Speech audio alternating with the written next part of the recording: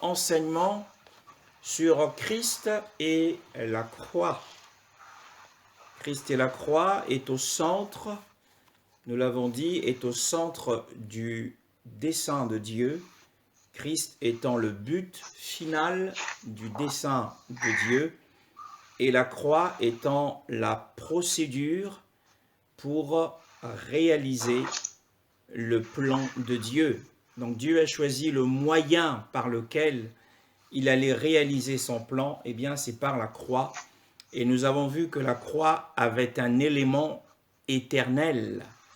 La Bible parle de la croix dans l'éternité passée, et la Bible nous parle de la croix dans le futur éternel. Et donc, ce soir, nous allons poursuivre notre enseignement. Eh bien, nous avons dit concernant Genèse chapitre 1 et Genèse chapitre 2, nous avons trouvé des lois, une loi immuable, une loi qui a toujours existé, la loi qui permet la libération et la transmission de la vie par le moyen de la mort. Nous avons pris des illustrations de la vie végétale et nous avons également pris une illustration de la vie animale comme de la vie humaine. Et cela est caractérisé par le sommeil dans lequel le Seigneur avait plongé Adam. Le sommeil dans lequel Adam avait été plongé, ce sommeil caractérise la mort. Et à travers la mort, Christ a pu libérer et transmettre sa vie. Donc nous avons parlé de la fonction positive de la croix, et ce soir, avec l'aide et la miséricorde du Saint-Esprit, nous allons aborder un autre aspect de la croix, parce qu'il y en a plusieurs, il y a plusieurs aspects de la croix, et l'aspect que nous allons aborder ce soir, ce n'est pas un aspect positif. L'aspect positif, c'est ce que nous avons abordé le samedi dernier, et l'aspect que nous abordons ce soir est un aspect négatif. Nous savons que Genèse chapitre 1 nous relate en réalité le dessein de Dieu pour l'humanité, et Genèse chapitre 2 nous dépeint, en fait, nous décrit de quelle manière est-ce que Dieu va accomplir son dessein. Donc Dieu nous donne dans Genèse chapitre 1 la description de son dessein, le dessein éternel de Dieu. Nous ne l'avons pas encore vu, mais nous aurons, si le Saint-Esprit le permet, l'occasion d'aborder un thème sur Genèse chapitre 1. Genèse chapitre 2 nous parle de quelle manière est-ce que Dieu veut accomplir le plan qu'il a pour l'humanité. Cependant, dans Genèse chapitre 3, nous avons un autre cas de figure. Genèse chapitre 3 nous présente un autre cas de figure. Donc nous avons dit que dans la fonction positive de la vie divine doit traverser la mort. La vie divine doit traverser la mort avant qu'elle ne se distribue, avant qu'elle ne soit libérée et transmise. Car Jésus l'a dit, si le grain de blé ne tombe en terre, Jean chapitre 12, le verset 24, si le grain de blé ne tombe en terre, et s'il ne meurt, il demeure seul. Mais s'il meurt, il portera beaucoup de fruits. Donc nous comprenons que la vie qui est confinée dans le grain doit passer par la mort avant de se multiplier. Telle est la question de la fonction, la première fonction de la croix, qui est une fonction positive. Et donc la croix a pour fonction de libérer et de transmettre ce qui est de tout ce qui est de Dieu. Donc la croix nous permet de pouvoir recevoir tout ce qui vient de Dieu. Donc la croix est la procédure par laquelle nous obtenons tout ce qui vient de Dieu.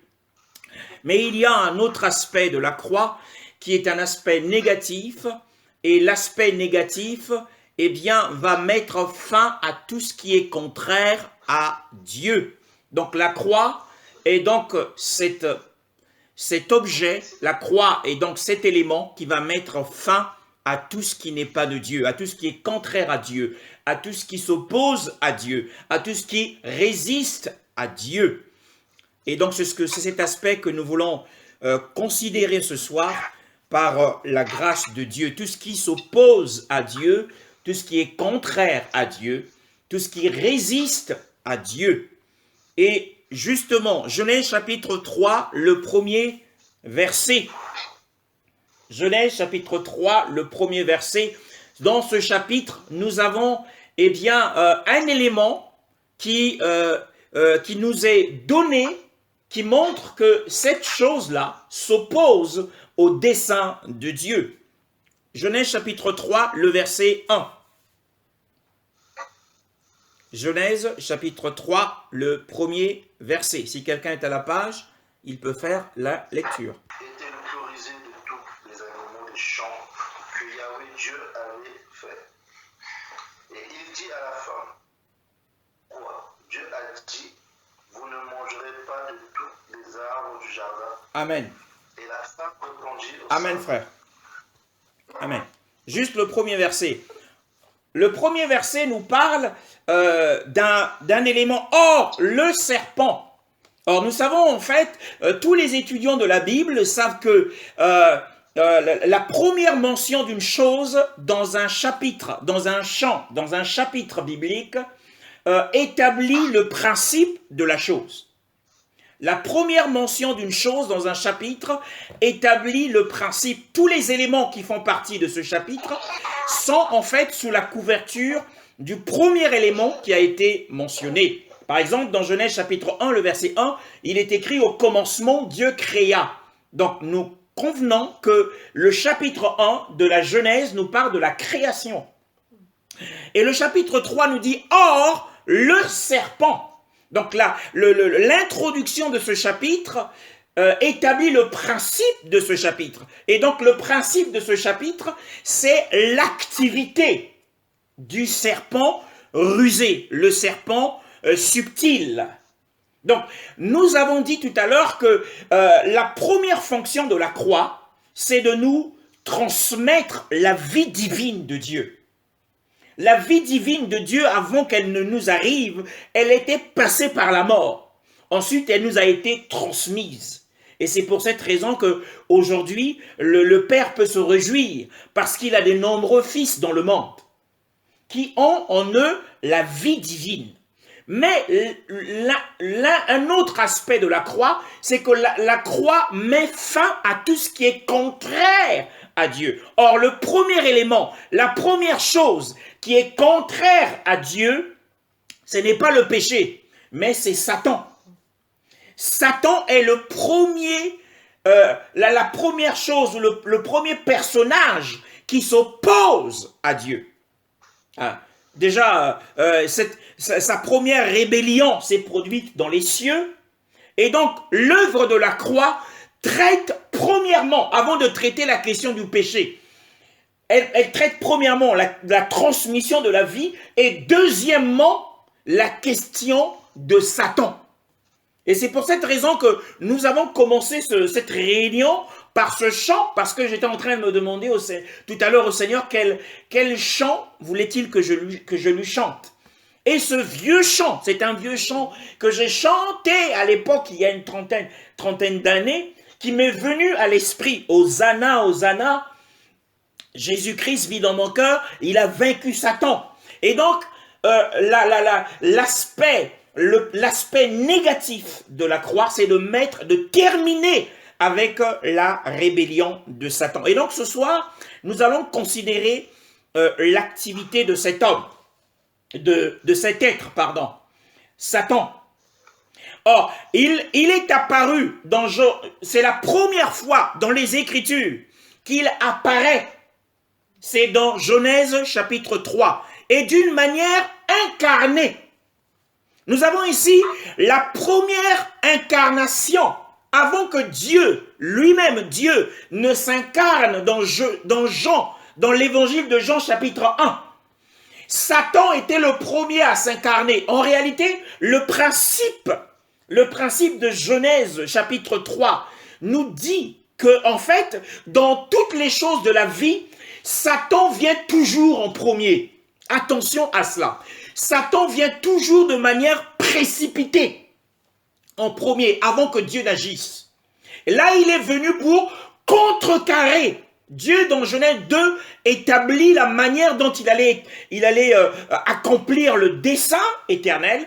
Mais dans Genèse chapitre 3, or, le serpent était le plus rusé. Là, il est venu dans la ruse en ayant porté, en s'étant vêtu d'un corps animal, une forme d'incarnation. Il vient toujours en premier. D'ailleurs, Jésus le dit. Il le dit dans Jean chapitre 10. L'ennemi ou encore le voleur ne vient que pour voler, dérober et détruire ou tuer. Mais moi, je suis venu. En fait, le moi je suis venu n'est venu qu'après. Celui qui est venu en premier, c'est d'abord l'ennemi. Le Fils de Dieu allait de lieu en lieu faisant du bien et délivrant tous ceux qui étaient sous l'empire du diable parce que Dieu était avec lui. Parce que premièrement, l'ennemi a fait des dégâts.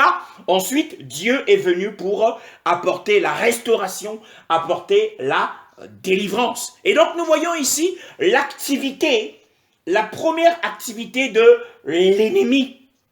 Or, Satan était le plus rusé de tous les animaux des champs. Nous n'allons pas nous intéresser aux propositions qu'il a faites. Ce n'est pas l'objet de l'étude ce soir. Mais lorsque nous arrivons justement au verset, à partir du verset, le verset 9. Le verset 9, bien aimé.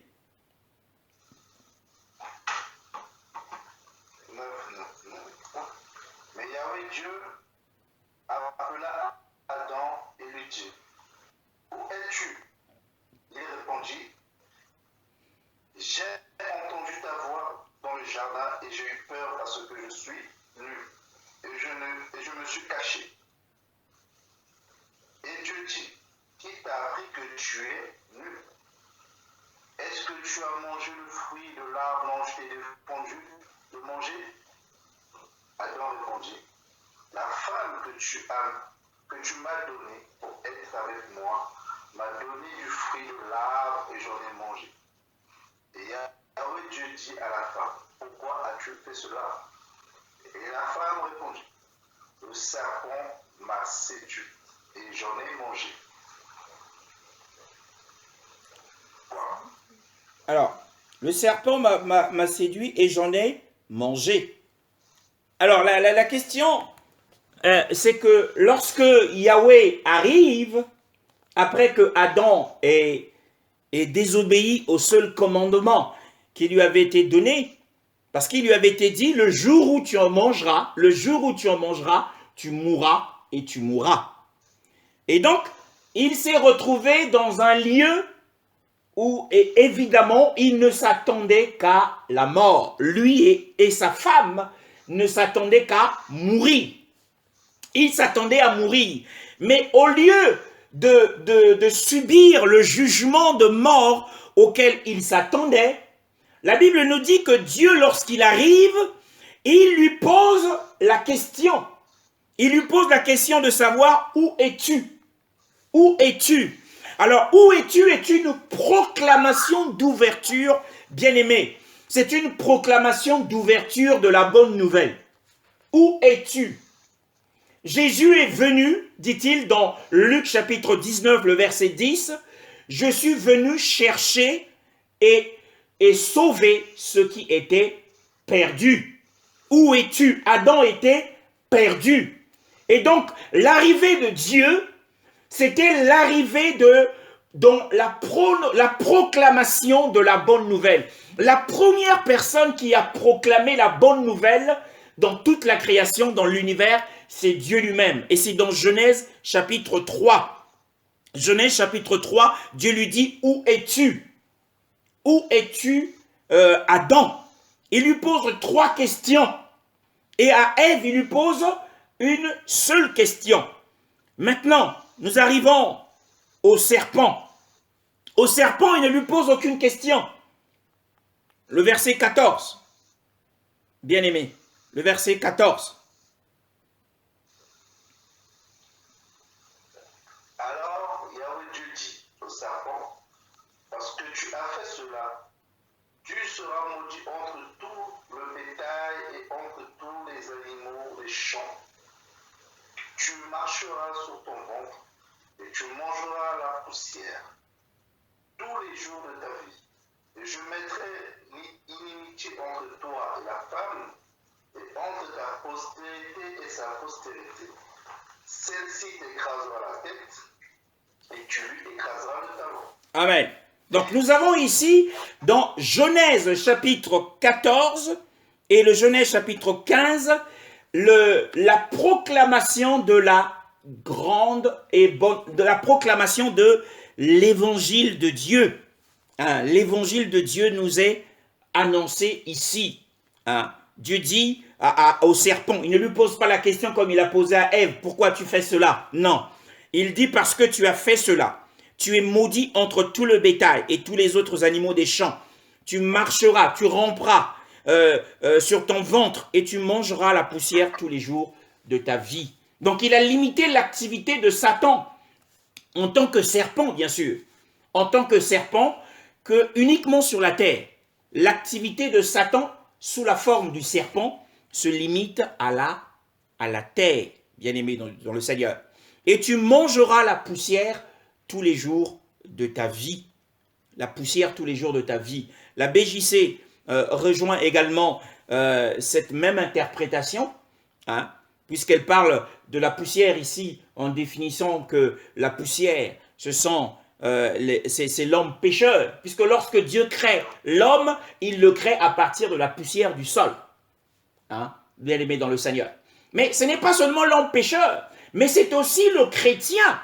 Hein. Lorsque, en tant que chrétien, dans notre vie de tous les jours, lorsque nous marchons selon la chair, bien aimé dans le Seigneur, lorsque nous marchons selon la chair, dans le couple, lorsque nous marchons selon la chair, nous parlons l'un et l'autre selon la chair, ou que nous entreprenons des choses selon la chair lorsque nous sommes avec des amis, eh bien nous devenons la proie, eh bien la proie du serpent.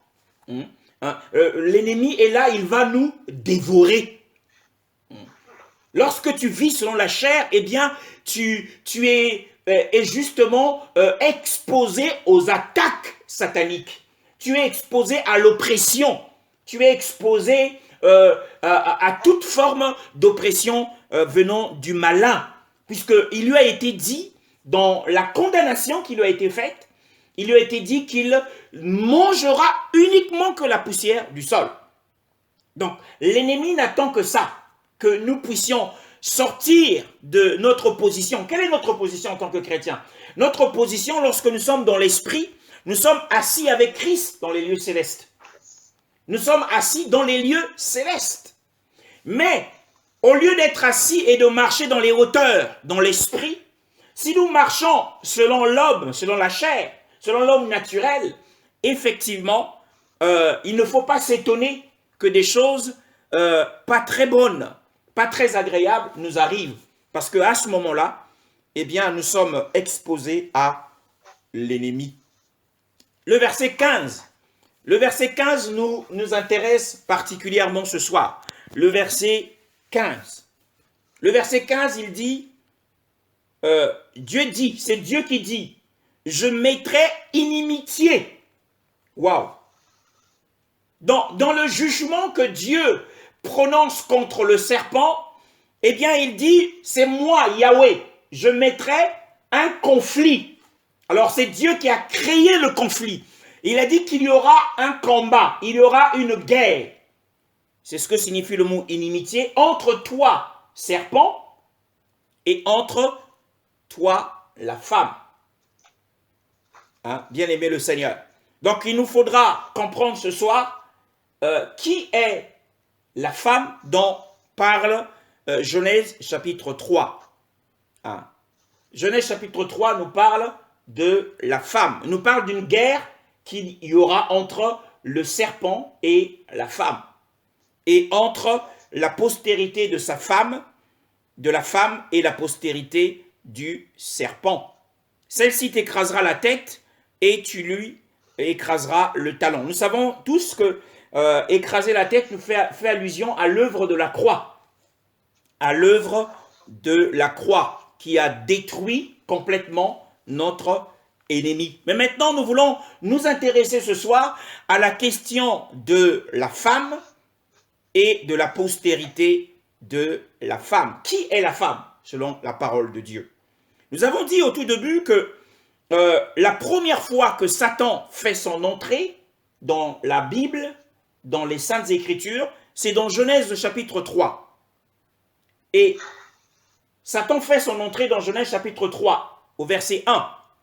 Et là où il en sort, parce qu'il faut savoir, depuis qu'il est rentré, il est en activité dans Genèse chapitre 3, ce personnage, cet être angélique déchu, n'arrête pas d'être actif. Il est toujours en activité. Et dans toutes les générations, dans tous les âges, eh bien, on y voit une empreinte des pas de cet ennemi qui a apporté autant de contamination. Et nous voyons déjà dans Genèse chapitre 3 comment il a réussi à corrompre ce premier couple. Et il n'arrête pas d'agir de la même façon aujourd'hui en essayant de corrompre les familles, en essayant de corrompre les nations. Hein. Et dans Genèse chapitre 3, il fait son entrée. Et dans Apocalypse, nous allons voir, dans Apocalypse chapitre 20, Apocalypse chapitre 20, Genèse chapitre 3, il fait son entrée. Et dans Apocalypse chapitre 20, le verset 10, hein, la parole de Dieu nous dit quelque chose sur la question, la destinée ou le destin de Satan. Apocalypse 20, le verset 10.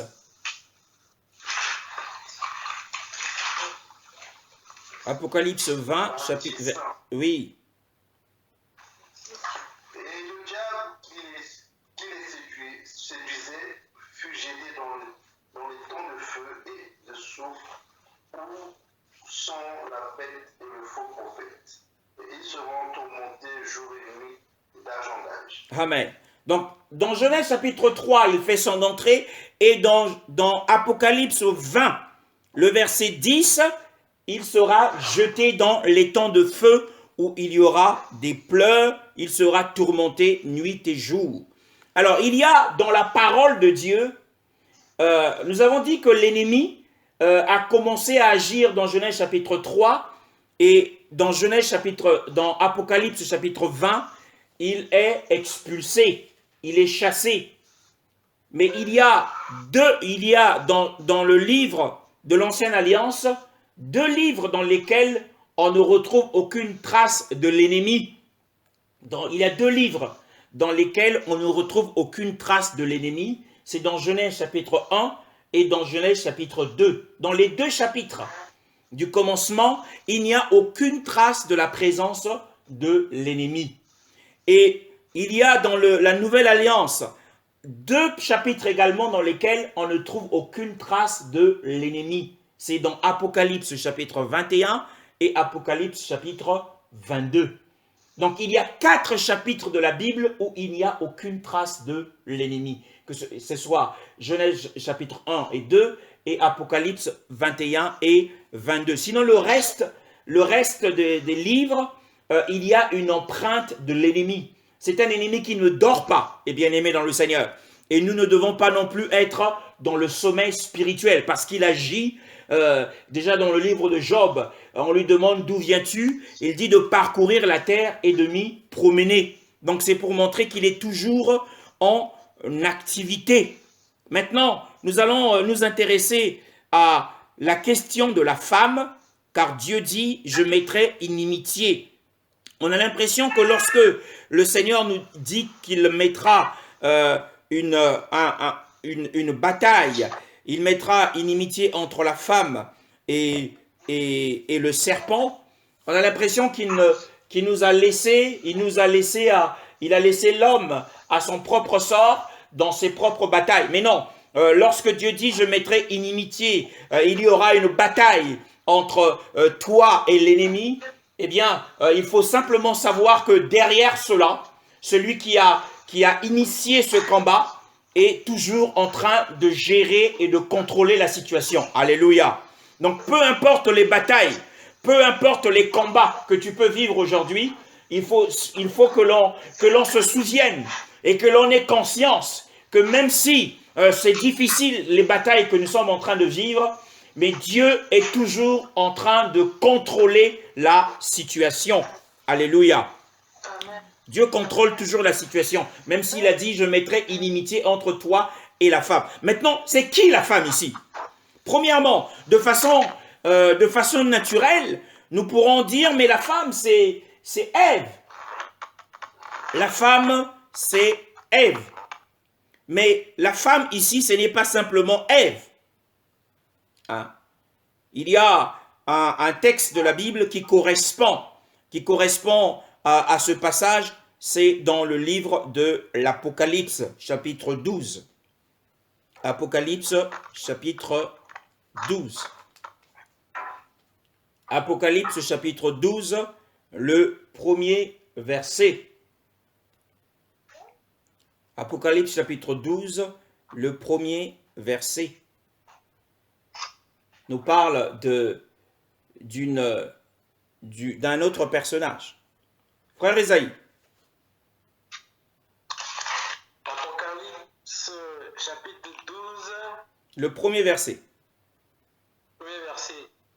Et un grand signe parut dans le ciel, une femme revêtue de soleil, la lune sous ses pieds, et sur sa tête une couronne de 12 étoiles. Amen. Donc, la Bible nous parle aussi dans Apocalypse chapitre 12 d'une autre femme. Or, il y a une correspondance, il y a un lien spirituel entre la femme de Genèse chapitre 3 verset 15, l'inimitié entre le serpent et la femme d'Apocalypse 12, le verset 1. Bon, il faut savoir que le livre d'Apocalypse est divisé en deux. Il y a 22 chapitres, il y a 11 d'un côté, une section de 11 chapitres et une autre section de 11 chapitres. Le chapitre 12 nous parle en fait du début de la grande tribulation. Hein? Donc nous aurons l'occasion d'étudier les 7 sceaux par la grâce du Seigneur, et notamment la question de cette femme. Mais maintenant, nous voulons nous intéresser particulièrement à la femme. Mais qui est la femme à part le fait que ce soit Ève? Quand j'étais jeune chrétien, j'avais demandé à mon pasteur, j'ai dit, mais c'est qui la femme d'Apocalypse 12? La femme qui porte en elle 12, une couronne de 12 étoiles et qui est vêtue du soleil et qui a sous ses pieds la lune. Et mon pasteur à l'époque m'a dit non, mais c'était Marie. Il m'a dit que c'était Marie. Mais non, ce n'est pas Marie, parce que j'avais cru ce qu'il m'avait dit à l'époque parce que je n'avais pas de connaissance. Hein. Mais la Bible dit qu'un grand signe parut dans le ciel. Hein. Ici, c'est dans le ciel. On ne parle pas de la terre, mais dans le ciel. Or, quand la Bible parle d'un signe, la Bible nous dit que, en fait, un signe symbolise quelque chose. Un signe symbolise quelque chose. Une femme était revêtue du soleil, la lune sous ses pieds et sur sa tête une couronne de 12 étoiles. Donc nous avons dit qu'il y a un lien spirituel entre la femme de Genèse chapitre 3, 15 et la femme d'Apocalypse 12. Mais qui est cette femme? Qui est cette femme? Eh bien, pour le comprendre, il faut premièrement revenir dans le livre de la Genèse. Vous connaissez l'histoire de ce patriarche, hein, Joseph, dans le chapitre 37.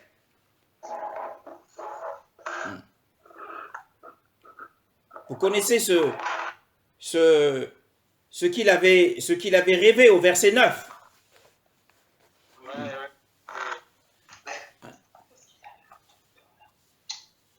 Genèse chapitre 37, le verset 9.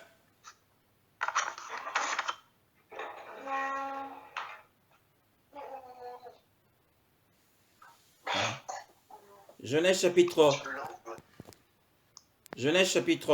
37, le verset 9. La Bible dit, Oui. il rêva encore un autre rêve et il le raconta à ses frères en disant, voici, j'ai encore rêvé un rêve et voici le soleil, la lune et 11 étoiles s'est prosterné devant moi.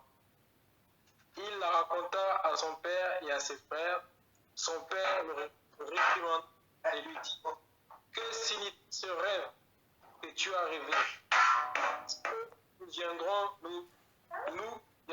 moi, ta mère, tes frères, pour nous prosterner à terre. Amen. À terre devant toi. Donc, dans un premier aspect de la révélation de la parole, pour comprendre un passage, il faut toujours rechercher un autre passage qui aborde dans le même sens. Ça nous permet de pouvoir voir assez clairement ce dont la parole de Dieu veut nous dire. Alors ici, nous pouvons comprendre que le soleil nous parle de Jacob comme le soleil, sa mère comme étant la lune, et les 11 étoiles étant les frères de Joseph. Maintenant, lorsque nous revenons dans Apocalypse chapitre 12, le verset 1er, nous allons voir ce qu'il y a dessus, c'est que cette femme était habillée du soleil.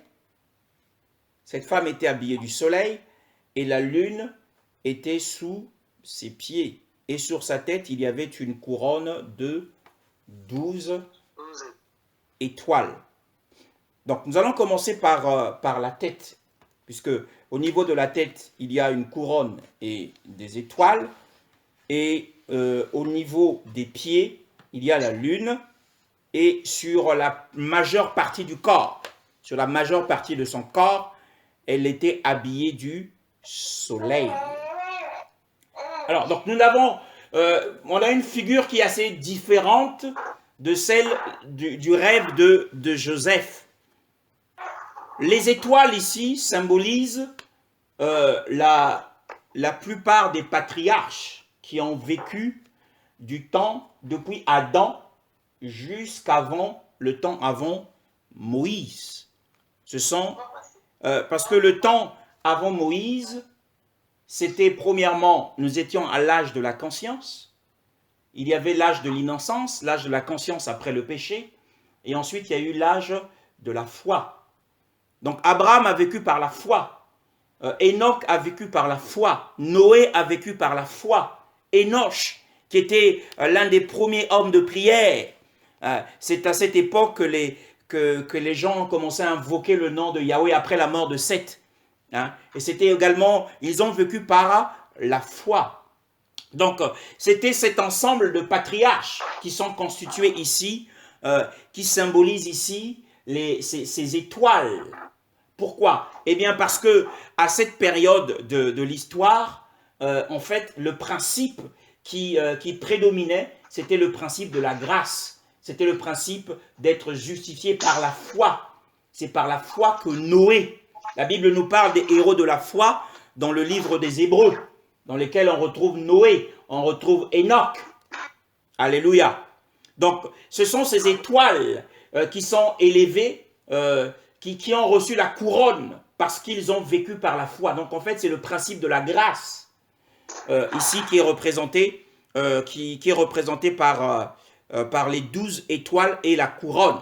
Maintenant, la lune ici, c'est quoi? La lune ici, nous savons tous, bien aimés, quand il y a des étoiles, c'est pendant généralement quand il y a des étoiles, c'est pendant c'est pendant la nuit. La lune également, quand la lune scintille, elle est belle à voir, c'est pendant la nuit, bien aimés.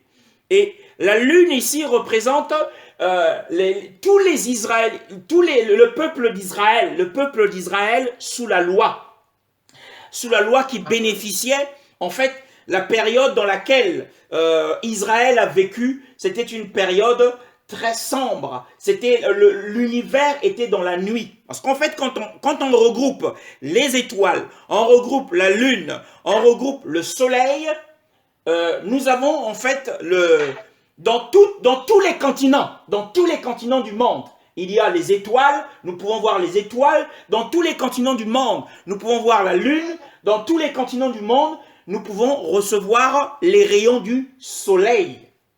Hein. Et donc la lune ici représente la loi, puisqu'elle est sous les pieds. La loi n'est pas exaltée. La seule chose qui a été exaltée dans les Écritures, c'est le principe de la grâce. Hein. Et donc en fait, ce sont les Israéliens qui étaient qui étaient dans cette période sombre de l'histoire. Maintenant, le soleil ici, c'est quoi? Regardez. Regardez le soleil dans l'évangile de Luc. Évangile de Luc, chapitre 1. Évangile de Luc, chapitre 1. Hein? Donc, vous connaissez tous le cantique de Zacharie. Le cantique de Zacharie. Luc, chapitre 1, le verset 78. Luc, chapitre 1, le verset 78. Hein? Si quelqu'un est à la page. Oui. Grâce aux entrailles de la miséricorde de notre Elohim, en vertu de laquelle le soleil levant nous a visités d'en haut. Amen. Donc la première venue de Christ était considérée comme le soleil qui s'était levé. Parce que le monde était plongé, selon Ésaïe. Ésaïe l'a dit, le monde est plongé dans les ténèbres. Et l'obscurité couvre les peuples. Hein, dans Ésaïe chapitre 61. 60, pardon. Ésaïe 60 nous parle des peuples et des nations qui sont habités par les ténèbres. Mais ils ont vu la lumière de la gloire arriver. Le soleil levant ici, c'est Christ. Donc la première venue du Christ est considérée comme le soleil qui s'est levé sur ce monde qui était plongé dans les ténèbres. Et en ce qui concerne, en fait, en réalité, la loi, c'était l'âge de la lune. La loi, c'était l'âge de la lune. Les étoiles, les patriarches ont vécu dans l'âge des étoiles, c'est-à-dire l'âge de la foi par la grâce. Hein, par la grâce. Et maintenant, l'Église aujourd'hui est dans l'âge du soleil. Hein. Philippiens chapitre 2 nous dit également quelque chose. Philippiens chapitre 2, le verset 15. Vous connaissez tous assez bien ce passage.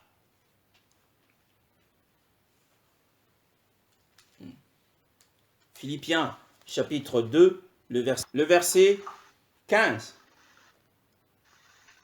Enfin, que vous soyez sans reproche et sans mélange, des enfants d'Élohim, innocents au milieu d'une génération tordue et déformée, parmi laquelle vous brillez comme des luminaires dans le monde. Amen. Qui porte le devant. Amen. Oui, donc nous brillons dans le monde comme des luminaires. Donc nous, avec Christ, nous formons l'âge du soleil. Et donc par conséquent, bien-aimés, la femme d'Apocalypse 12, le verset 1, c'est une femme universelle, puisque l'univers ici est représenté par le soleil, la lune et les étoiles. C'est la femme universelle, c'est-à-dire c'est une femme qui est composée des patriarches, du peuple d'Israël et de tous les chrétiens. Donc c'est une femme universelle. Donc quand Dieu dit au commencement, quand Dieu dit au serpent, je mettrai inimitié entre toi et la femme, eh bien cette inimitié ne concernait pas seulement Ève, mais elle concernait également nous qui faisons partie de l'âge du soleil. C'est-à-dire que en fait, la femme représente l'ensemble ou la totalité du peuple de Dieu. Tous ceux qui comptent sur Dieu, tous ceux qui ont placé leur confiance en Dieu. Dès lors qu'un homme ou une femme place sa confiance en Dieu, tout de suite, il devient l'ennemi de Satan. Il devient l'ennemi du serpent. Dès lors que tu commences à compter sur Dieu, à moins que tu ne veuilles pas compter sur le Seigneur, parce que le serpent a également sa postérité. Jean-Baptiste a dit aux pharisiens, race de vipères. Nous voyons ça dans Matthieu 3. Et dans Matthieu 23, le verset 33, Jésus traite également les scribes et les pharisiens de postérité de vipères, serpents, dit-il. Parce qu'il savait que justement la nature serpentine se trouve dans la chair humaine, dans la chair qui est associée au péché, bien aimé dans le Seigneur. Donc quand on ne place pas entièrement sa confiance en Dieu, on fait partie de cette postérité et nous ne serons pas combattus. Mais dès lors que nous mettons notre confiance au Seigneur, eh bien c'est là que la bataille fait rage. Et c'est pourquoi nous voyons dans Apocalypse chapitre 12, toujours le premier verset, lorsque nous considérons la suite de ce chapitre, nous voyons que déjà la Bible le dit, la Bible dit, le verset 3, le verset 3 nous dit, il parut aussi un autre signe dans le ciel, et voici un grand dragon rouge feu, ayant 7 têtes et 10 cornes, et sur ses têtes 7 diadèmes. Et sa queue traîne le tiers des étoiles du ciel et les jeta sur la terre. Et le dragon se tint devant la femme qui allait enfanter, afin que quand elle aurait enfanté, il dévora son enfant. Pourquoi? Eh bien pourquoi? Pourquoi est-ce que cette femme qui représente l'ensemble du peuple de Dieu, ce n'est pas Marie ici, on le dit encore, ouais, c'est l'ensemble du peuple de Dieu depuis le temps d'Adam, puisque le verset, il y a dans les tout derniers versets de cette parole, la Bible nous dit, le verset 17, « Et le dragon fut irrité contre la femme et s'en alla faire la guerre au reste de sa semence, qui garde les commandements d'Élohim et qui ont le témoignage de Yahushua Mashiach. » Ceux qui gardent les commandements d'Élohim, ce sont les Juifs, selon la loi, et ceux qui ont le témoignage de Yahushua Mashiach, ce sont les chrétiens. Alléluia. Et donc nous voyons que cette femme et sa postérité constituent l'ensemble ou la totalité du peuple de Dieu. Mais elle a donné naissance à un enfant. Elle a donné naissance à un fils, bien-aimé dans le Seigneur. Nous savons que la femme, dans la parole de Dieu, nous, en tant qu'enfants de Dieu, nous sommes dans notre position devant Dieu, c'est une position d'une femme. La position de l'Église est la position d'une femme devant Dieu. Que nous soyons hommes ou femmes, mais aux yeux de Dieu, nous sommes considérés comme la femme de Dieu. Alléluia. Ésaïe 54 nous le dit. Ésaïe 54, le verset 4. Je vais le lire rapidement, parce que le temps file. Ésaïe 54, le verset 4. 54, le verset 4 nous le dit. Le verset 4. Le verset 5. « Car ton Créateur est ton époux, Yahweh Sabaoth est son nom, ton Rédempteur est le Saint d'Israël. Il s'appelle Elohim de toute la terre. » Le verset 6. « Car Yahweh t'appelle comme une femme à abandonner. » Et l'apôtre Paul d'ailleurs le dit dans 2 Corinthiens chapitre 11. « Je vous ai fiancé à Christ comme une vierge pure. » Donc nous avons la position de la femme devant Dieu. Or, l'apôtre Pierre nous dit que la femme est un vase faible et fragile. Et donc, nous avons cette position devant Dieu, mais en même temps, si l'ensemble du peuple de Dieu est considéré comme une femme, comme un vase fragile, mais il y a au milieu de ce peuple un groupe que Dieu est en train de vouloir élever ce soir. Il est en train de vouloir élever à travers l'œuvre de la croix, puisque nous savons que l'œuvre de la croix met fin à l'ennemi, car le Fils de Dieu est apparu afin de détruire les œuvres du diable. Dieu est en train d'élever un peuple. Et ce peuple, selon Apocalypse 12, qui va naître de la femme bien-aimée dans le Seigneur. Il y a un peuple qu'on appelle l'homme enfant.